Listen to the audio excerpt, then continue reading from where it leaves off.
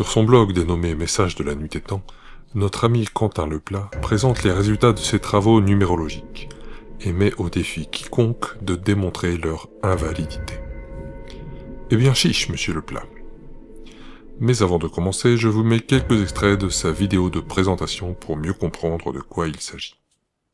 Avec l'aide d'ingénieurs et de mathématiciens, nous avons développé deux outils statistiques qui permettent d'évaluer la probabilité que des monuments soient disposés les uns par rapport aux autres suivant des principes géométriques simples. Place maintenant au challenge. En m'appuyant sur les principes de la première architecture monumentale découverte par Howard Crowes, nous allons tester une proposition qui m'apparaît évidente. Les pyramides d'Égypte ont été positionnées afin d'établir des relations géométriques simples entre elles. Les unités de mesure qui servirent à la triangulation de ces monuments sont en relation avec les dimensions de la Terre, mettant en évidence que les Égyptiens disposaient d'une connaissance exacte de la taille et de la forme de la Terre. Le principe est simple. Nous allons évaluer la probabilité que l'implantation des pyramides répond ou non des premiers principes de l'architecture monumentale. Nous avons ajouté quelques angles qui nous ont semblé essentiels puisqu'ils sont employés dans l'architecture égyptienne. Passons maintenant au test réel. À l'issue du test, avec les 24 pyramides, l'outil nous délivre 33 angles remarquables et une probabilité de 1 chance sur environ 90 000 de voir apparaître autant d'angles remarquables. Voici donc le résultat d'un test scientifique que vous pouvez reproduire et vérifier. Il est possible que parmi ces 33 angles, quelques-uns soient le fruit du hasard.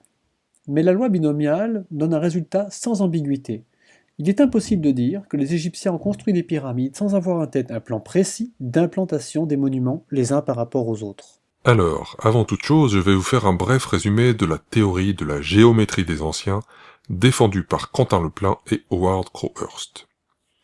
Donc, selon eux, les monuments des anciens bâtisseurs ont été positionnés entre eux le long de diagonales de figures rectangulaires composées de carrés. Tout ça repose uniquement sur l'intuition de nos deux chercheurs de vérité, étant donné qu'il n'y a absolument aucun indice historique allant dans le sens de cette hypothèse. Donc, si vous arrivez à tracer des carrés entre deux lieux, vous avez le droit de vous extasier selon cette théorie. Ce qui est pratique avec ce concept, c'est qu'en multipliant les carrés, on multiplie également les diagonales magiques, et donc les possibilités de tomber sur une relation extraordinaire. Pour voir plus concrètement ce que ça donne, j'ai développé un petit module qui calcule le nombre de diagonales magiques dans une figure composée de x carrés. Donc on voit que ici que pour un carré, on a 3 angles absolus, magiques. Pour 2 carrés, on passe à 5, 3 carrés à 9, 9 carrés à 57, 15 carrés à 157, 20 carrés 256, 40 carrés 981. Avec cette méthode, ce qui est magique, c'est surtout qu'on arrive à couvrir n'importe quel angle. Voici un autre module qui génère automatiquement des figures composées de carrés entre deux points. Donc vous voyez, si je bouge les deux points, n'importe où sur la carte, je suis toujours capable de dessiner des carrés entre eux. Alors j'ai dit que ça couvrait n'importe quel angle. Ce n'est pas tout à fait exact, puisque comme vous le voyez ici, il reste quelques petites zones vides. Mais ne vous inquiétez pas. Nos chercheurs de vérité ont trouvé la parade, puisque la théorie nous autorise à aligner notre figure sur la diagonale d'une autre figure. De quoi couvrir absolument tous les angles possibles et imaginables.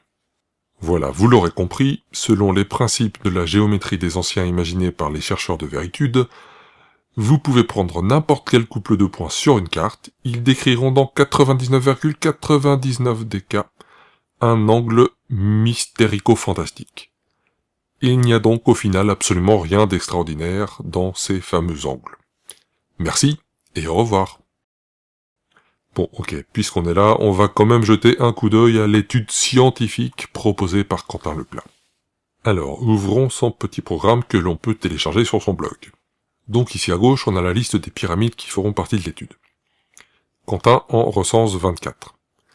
24 seulement, alors que il me semble que pas moins de 123 pyramides ont été mises à jour en Égypte à ce jour.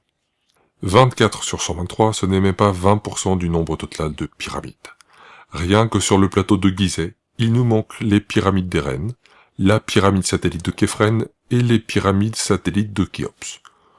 pourquoi ne font-elles pas partie de l'étude? Idem du côté de Abouzir, notre ami laisse de côté pas moins de 4 pyramides.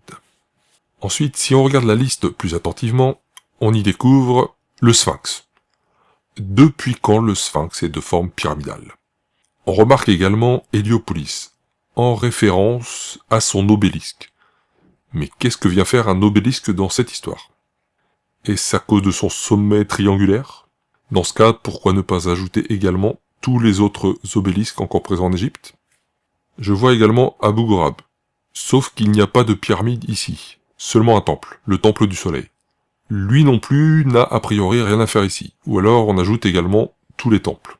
Sauf que à la base, il me semblait que le sujet de l'étude c'était les relations magiques entre les pyramides d'Égypte.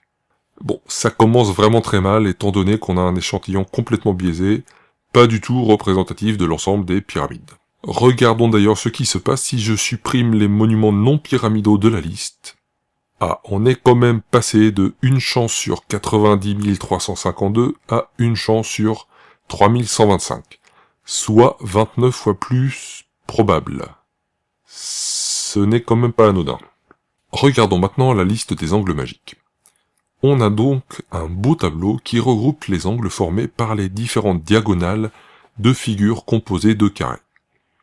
Par exemple ici, figure de 1 carré sur 1, donc 45 degrés, figure de 1 carré sur 2, 26, 57 degrés, ici 1 carré sur 3, là 3 carrés sur 2, etc. jusqu'à une figure de 10 carrés sur 25 quand même. Ça en fait des angles magiques possibles. Mais pourquoi donc se limiter à 10 sur 25? Après tout, dans la théorie proposée, si j'ai bien suivi l'ensemble des vidéos de Quentin et Howard, il n'y a pas de limite, à partir du moment où la figure est composée de carrés. Dans sa notice, Quentin précise, je cite, « Il n'est pas judicieux de rechercher les angles formés par des structures dépassant les 10 chiffres que comporte la base 10. » Le problème, c'est que dans ces différentes démonstrations, lui ne se limite pas du tout à 10 carrés maximum. Comme par exemple ici, où Quentin aligne pas moins de 44 carrés.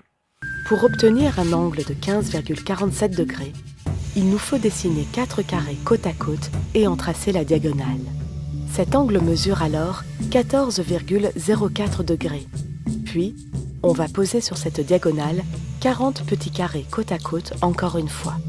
Cette nouvelle diagonale aura un angle de 1,43 degrés. Mais que remarque-t-on encore? Que parmi les 205 angles magiques listés, Quentin a décidé de n'en retenir que 24. Pourquoi donc? Et pourquoi ces angles-là plutôt que d'autres? Il est vrai qu'il y a des angles en doublon, comme celui-ci ou celui-là par exemple. Mais les autres, pourquoi faire l'impasse dessus? Et pourquoi soudain prendre celui-ci qui se balade tout seul loin de ses petits copains? 7 carrés sur 24. Alors que je croyais qu'il n'était pas judicieux de dépasser 10 carrés. Et parmi les angles qu'il rajoute à sa liste ici, pourquoi en exclure certains? Ça n'a aucune logique. On est une nouvelle fois confronté à un biais de sélection. Alors, pour l'occasion, j'ai créé un autre module qui permet de visualiser concrètement les résultats de l'analyse de Quentin. J'utilise l'API de Google Maps qui donne des résultats très précis. Donc ici, j'ai positionné sur la carte la liste de ces pyramides en utilisant les mêmes coordonnées GPS. Alors déjà, on remarque qu'il y a un petit bug dans son programme, puisqu'en réalité, on trouve 32 angles et non 33. Son programme affiche 33, mais dénombre pourtant bien 32 angles, comme j'ai pu le vérifier dans son code. Donc on laisse le soin à Quentin de corriger ce problème. Alors les lignes rouges symbolisent les diagonales magiques trouvées, et les jaunes le reste des segments entre les différentes pyramides. Premier constat, le positionnement soi-disant réfléchi par les bâtisseurs semble quand même particulièrement erratique. Ça part vraiment dans tous les sens au niveau des angles. On peut voir également qu'il y a une pyramide qui est orpheline de toute relation. Et si je supprime les lieux qui ne sont pas des pyramides, Sphinx & Co, on passe à 2 pyramides orphelines. 2 sur 21, ça fait 10% des bâtiments qui ne répondent pas à l'hypothèse. Personnellement, ce n'est pas vraiment ce que j'appelle une démonstration implacable. Maintenant, si je remets toutes les pyramides, et que je zoome sur l'une d'entre elles. Voilà, alors celle-ci par exemple, c'est la pyramide noire.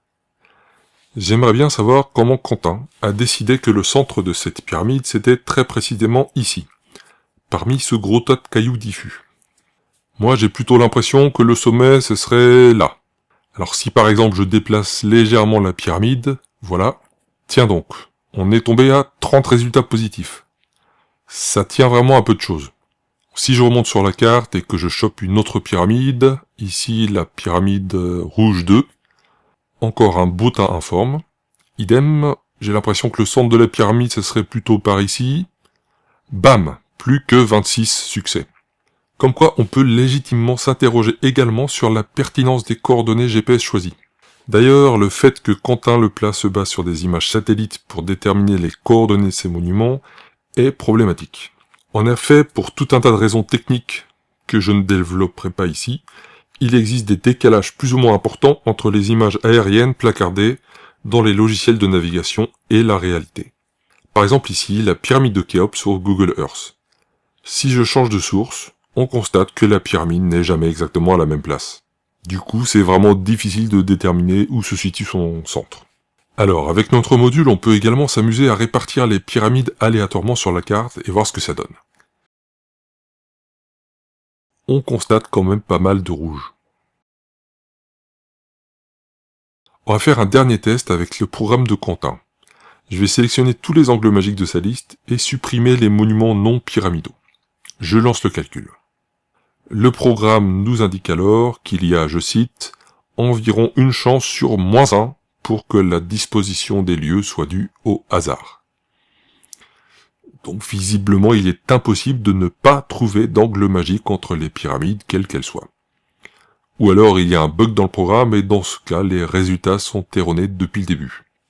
Bref, j'ai quand même l'impression que l'étude de Quentin est particulièrement biaisée et qu'il a bien pris soin de ne retenir que ce qu'il arrangeait. Demandons son avis à Christophe de la chaîne Hygiène Mentale. Bonjour Gollum Illuminati. J'ai suivi avec attention tes vérifications de données. Je trouve ça fascinant car là, on est exactement dans le processus d'une revue par les pairs. C'est exactement le processus des publications scientifiques. Quentin Leplat a vraiment eu une bonne façon de faire lorsqu'il a publié ses résultats, en les mettant en ligne de façon publique et en appelant les collègues, les tenants comme les sceptiques, à vérifier ses données, ses calculs et ses conclusions. Je suis ravi que tu aies pris le temps de répondre à cet appel de façon rigoureuse et respectueuse. Et en effet, il me semble que nous sommes là face à un bel exemple de ce qu'on appelle du data dredging, c'est-à-dire de l'optimisation des données a posteriori. C'est une technique statistique qui consiste à ne prendre en compte que les portions d'échantillons qui sont favorables à l'hypothèse de départ. Il a probablement essayé avec toutes sortes de pyramides, et les 24 pyramides qu'il a retenues sont celles avec lesquelles il a justement réussi à avoir le meilleur résultat, quitte à considérer que le sphinx et l'obélisque sont des pyramides. Et pareil avec les angles, il a probablement essayé plein de combinaisons possibles, et les angles qu'il a choisi de compter sont ceux qui lui ont donné le meilleur résultat. Et quand je veux dire meilleur, je veux dire ceux qui vont justement dans son sens. Ça, c'est ce qu'on appelle du p-hacking, c'est-à-dire du piratage de la valeur p. C'est strictement interdit dans la démarche scientifique. C'est un des critères que les reviewers doivent déceler lors d'un comité de lecture, avant la publication d'un article scientifique. C'est bien plus courant qu'on l'imagine. La valeur P d'une expérience, c'est les chances d'avoir ce résultat par pur hasard. Il est commun de se fixer un seuil de 5%, c'est-à-dire que s'il y avait au moins une chance sur 20 d'obtenir un tel résultat par hasard, alors on est face à un résultat significatif. En parapsychologie, et dans toutes les disciplines controversées du paranormal, comme ici le peuple des anciens bâtisseurs, il est d'usage d'utiliser un seuil plutôt de 1%, pour être sûr de clouer le bec aux plus sceptiques. Quentin Leplat trouve une valeur P de 1 pour 90 000. Ce serait tout à fait exceptionnel. Et il y aurait vraiment eu de quoi trouver que les pyramides ont précisément été disposées selon un schéma. Même là, il est évident qu'il y a eu une sélection des données a posteriori. Et ce que je trouve le plus fascinant, c'est qu'un chercheur peut très bien faire ce genre de biais statistique sans même s'en rendre compte.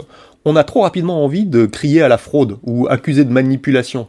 Mais en fait, ce genre de raisonnement est très intuitif et nous sommes tous les victimes de ces genres de biais statistiques. Ça arrive même aux plus grands chercheurs. C'est pour ça que la revue par les pairs est importante. C'est pas tellement pour détecter les fraudeurs, c'est surtout une sécurité pour le chercheur, un garde-fou, pour s'éviter de tomber inconsciemment dans ce genre de biais. L'esprit humain a vraiment une très mauvaise gestion intuitive des statistiques. Merci Christophe. Au-delà de ces considérations, peut-on conclure quoi que ce soit d'une telle étude ? Qu'un événement peu probable statistiquement se produise induit-il que cet événement ne peut pas être le fruit du hasard et qu'il est obligatoirement le reflet d'une intention. Par exemple, si je joue au loto, je n'ai en théorie qu'une chance sur 1 900 000 et quelques de tirer les 5 bons numéros. Pourtant, les super gagnants au loto, ça existe. La probabilité de gagner étant particulièrement faible, doit-on en conclure que les gagnants savaient pertinemment quel numéro allait sortir? Une probabilité, même extrêmement faible, ne signifie aucunement que l'événement est impossible ou qu'il est forcément intentionnel. Merci et à bientôt pour de nouvelles aventures dans le monde merveilleux de la pyramidiologie.